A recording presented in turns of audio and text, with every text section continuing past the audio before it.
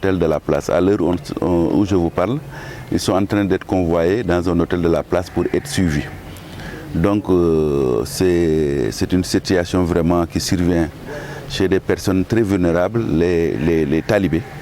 Et c'est pourquoi d'ailleurs nous avons demandé à monsieur le gouverneur qu'on puisse surveiller les daras, tous les daras qui sont dans la région de Thiès. Parce que vous savez que Thiès a beaucoup de daras et que cette cible est une cible très vulnérable. Nous savons par exemple qu'à Tivaouane, le calife a confiné avec ses propres moyens tous les talibés qui sont dans la ville de Tivaouane. Et là, vraiment, nous le remercions de cet acte parce que ça permet de protéger les talibés qui sont dans la ville de Tivaouane. Maintenant, pour ce qui concerne Thiès, nous allons nous atteler à essayer de voir comment, soit renvoyer, en attendant que la maladie se termine, renvoyer les talibés chez leurs parents, chez leurs propres parents biologiques, en attendant que ce problème de santé se termine, pour qu'ils puissent revenir.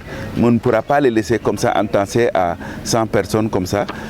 Mais dans tous les cas, puisque la situation se présente ainsi, nous allons prendre toutes les dispositions pour les protéger, pour les gens qui sont là. Mais vous savez qu'on m'a dit qu'il y a 10 000 talibés à Thiès. Monsieur le maire m'a dit qu'il y a 10 000 talibés à Thiès. C'est une cible très très importante. Et nous allons redoubler d'efforts pour protéger cette population qui est très vulnérable. On sait qu'à Thiès c'est un talibé, mais à Tivaouane, pouvez-vous nous parler un peu plus par rapport à ce cas-là? Alors, maintenant pour le cas communautaire de Tivaouane, en fait le cas communautaire de Tivaouane, nous nous félicitons de la promptitude de l'administration. En réalité, c'est un commerçant qui a quitté une ville où se vit la maladie et qui n'est pas passé malheureusement qui a relié la ville par des voies détournées. Vous savez que malgré l'état d'urgence, que le transport de personnes d'une ville à une autre est interdit, il y a des personnes qui peuvent enfreindre ces règles et passer par des routes détournées pour arriver dans Tivaouane. Mais tout de suite, quand le préfet a été, il s'agissait de 3 commerçants, quand le préfet a été informé, il a demandé qu'on le mette tout de suite en quarantaine dans la maison où il logeait. Non seulement ces 3 personnes ont été mises en quarantaine, mais même la maison où ils logeaient, ils ont été mis en quarantaine. Ils ont été prélevés. Et malheureusement, le prélèvement de l'un d'eux nous est revenu positif. Et hier nuit, nous les avons tous convoyés. D'abord convoyé le malade à Dakar pour prise en charge. Mais je dis que la personne qui a été testée positive ne présentait aucun signe. En fait, c'est dans nos procédures. Toute personne provenant d'une zone où la maladie sévit, quelquefois, on peut les suspecter et les prélever et envoyer à Dakar. Donc, quand le prélèvement est revenu positif, nous avons confiné toutes les personnes qui étaient en contact avec ces commerçants et toutes les personnes qui logeaient dans la maison où ils étaient. On les a confinés dans un hôtel de la place, ils sont en train d'être suivis. Et donc, ce n'est pas des personnes qui ont présenté la maladie, mais c'est des personnes qui venaient dans une zone où la maladie sévit et nous avons pris le temps de les interroger, de les confiner quelque part et de les prélever. Et l'un d'eux est revenu positif. Mais ce que nous disons aux populations, il faut que les populations restent là où ils sont.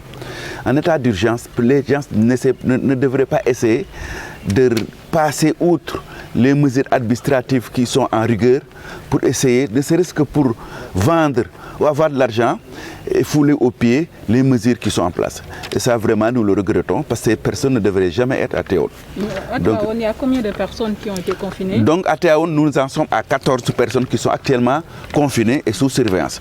Vraiment, tous les contacts ont été retracés et actuellement sont confinés et en surveillance dans un hôtel de la place.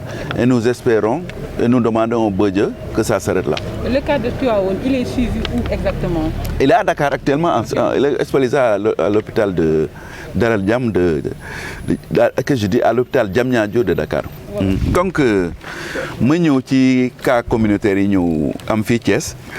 Kaddu ke bi Thiès la di talibé, suñu talibé boo xam ne sax xawoon nañoo jaaxal parce que ñun prélevé nañ ko njëkkoon nañ ko prélevé waaye résultat yi comme li tubaab bi wax c'était pas concluant. Ñu defaat prélèvement deuxième fois c'était pas concluant. Ça veut dire que feebar bi peut-être dugg ko noonu. bi ñu defaat 3e prélèvement ci la ñëw nag positif mais li ñu def prélèvement yëpp ñu ngi ko dencoon biir hôpital donc résultat yi ñëw positif alors li ñu ci xaw a jaaxal nag muy ay taalibe bi ñu ko defee ñun jël nañu suñ matukaay dem ci daara ja taalibe fa nekk yëg nag au nombre de 60 ak ñi nga xam ne aussi dañoo dëkk ñëpp autour ci daara bi ñoo xam ne ni ñuy def leen teeg daara ji soruñ daara ji ñun tam jël nañ leen yóbbu leen ci benn hôtel boo xam ne ñu ngi leen di suivre waaye xam ngeen ne taalibe yi dafay ñoo xam ne dañoo néew doole te ñun ñu war leen surveiller loolu la ñuy def donc ñu ciy ñaan lépp loo xam ne nit ñi mën nañ ko def ci taalibe yi ñu jëm leen dimbale parce que situation ñu nekk ñoom dañuy sonn parce que man def naa tey avant may def ak yéen point de presse bii ñetti daara mais dañuy nekk ci situation bu xaw a doy waar donc bu ma doon jël daara yi bu ma doon jël Tivaouane nga xam ne xalif bi foofu daf leen confiné di leen toppatoo ci yëpp lu mu soxla mu jox leen exemple boobu la ñu war a joxe. fee Thiès nag ñu ngi ñaan mairie bi waxtaan naa ci dem ak maire bi monsieur le maire pour ñu seet ak ñu leen di dimbalee yaa xëy loolu bu mënoon am nag ba nga xam ne bu dimbale bi mënoon am danañ seet nu ñu leen def le temps que maladie bi jeex ñu delloo leen ci seen njaboot yi parce que situation yi ñu nekk mënul continuer c'est impossible man dem naa foofu mais ci li conditions yi nekk loolu mënul continuer déjà ñële génne leen yóbbu leen mais yeneen daara aussi danañ leen wër il faut que ñu soit autorité locale yi maire yi wala autorité nekk kii jëm ñu dimbali ñu mën a yëkkati seen niveau de vie soit aussi ñu seet du ñuy def ba delloo leen peut-être seen parents yi parce que xam naa génn ñoom ñëpp sëruñ Thiès ba nga xam ne mali bi lii ñu nekk bu jeexee ñu indiwaat leen mais situation bi ci taalibe yi xaw na doy waar mais nag liñ mën a wax mooy quand même ñi nga xam ne ñoo fi nekk danañ leen dimbale danañ leen toppatoo ba nga xam ne feebar bi du egg ci ñoom. Thiès taalibe la mais Tivaouane moom nan la demee. Tivaouane moom benn jaaykat la ñoo xam ne dañ jékki-jékki rek ñett la ñu jur Tivaouane ñëw Tivaouane jaar nag foo xam ne waruñu fa jaar parce que jaaruñ ci tëli yi xam naa dañ jaar ci ruelle yu en sa kii ndox yoonu suuf yi ba egg si Tivaouane mais biñ ñëwee préfet bu Tivaouane xam ne ñii seen boolewu leen mu ne leen mu confiné leen. mu denc leen benn bërëb bi mu leen dencee benn bërëb suñu équipe yi dem foofu prélever leen ñett lañu woon kenn ku ñëw positif donc bi ñu ko defee bi ci guddi ñu jël leen ñoom ñëpp ña fa ñetti commerçant ak fa ñu dëkkoon yëpp fi ñu dëkkoon yóbbu leen ci benn hôtel denc leen foofu. muy ñaata nit. muy 14 personnes fukki nit ak ñeent ñoo xam ne tey ñu ngi leen confiné di leen surveiller. commerçant yi fi ñu bàyyee ko.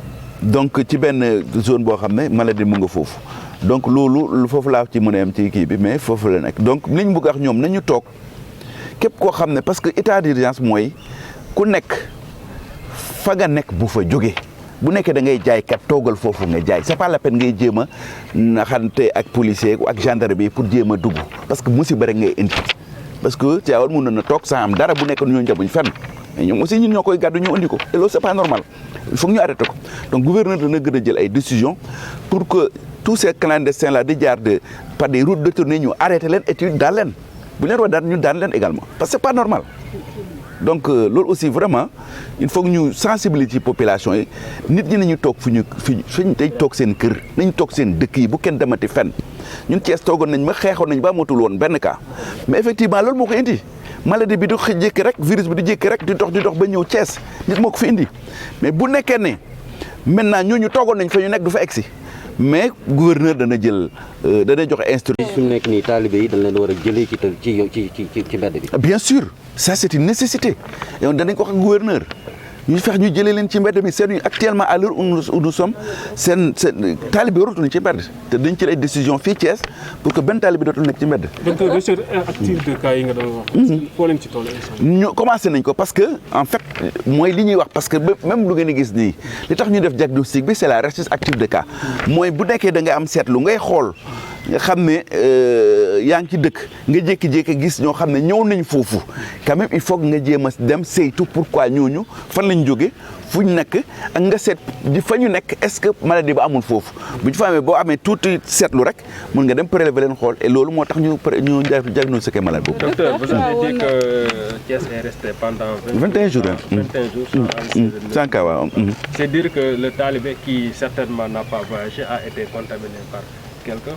Bien sûr, c'est pourquoi ñuy def recherche active de cas parce que waxuñ ne gi amatuñ cas mais waxuñ ne amul à la coulée il faut que mu amaat ay cas communautaire Thiès parce que feebar baa ngi partout. Mais 21 jours, ça veut dire que ces cas sont forcément Importé, oui. non ça peut-être am na. la période d'incubation est... mu ngoog peut-être mais dañ ne rek xam nga ñun ñu ngi liggéey tous les jours on fait plus de 50 à 60 prélèvements ku ci ñu oo boo gisee ñuy def recherche active bi mooy effectivement am na ñoo xam ne peut-être mën nañu yore feebar bi ba pare fa ñu nekk làqatu duñu wax kenn dara loolu day am loolu day wax ne am na ñoo xam ne nit dana feebar nit mën na yore coronavirus di sëqat yaramam di tàng mu toog fa mu toog ne du ma dem fenn parce que peut-être dañuy stigmatiser malade bi et loolu aussi ay problème la mun na toog te vous savez que dans 80% des cas coronavirus day wër boo ko defee traitement symptomatique day wër donc ça aussi ça peut arriver donc c'est pourquoi nous demandons à ce que ku ci am signe grippal sa yaram di tàng ngay sëqat ngeen manifester wu auprès des services